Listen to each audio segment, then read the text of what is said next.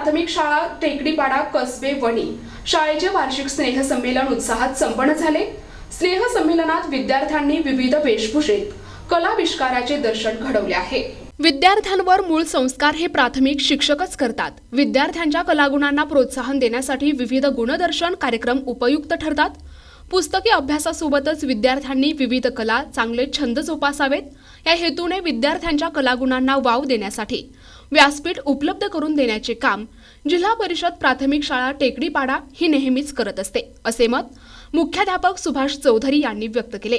स्नेहसंमेलन कार्यक्रमाचे उद्घाटन सरस्वती पूजन शाळा व्यवस्थापन समिती उपाध्यक्ष सुनील गांगोडे, अजिंठा जनरल स्टोअर्स वणी संचालक राजू गांगुर्डे यांनी केले। शाळा व्यवस्थापन समिती सदस्य राम देठे, सोनाली वाकळे, मुक्ता पवार, निर्मला कवटे आदी यावेळी प्रमुख अतिथी म्हणून उपस्थित होते। स्नेहसंमेलनाची सुरुवात पार्वतीच्या बाळा या समूह नृत्याने झाली।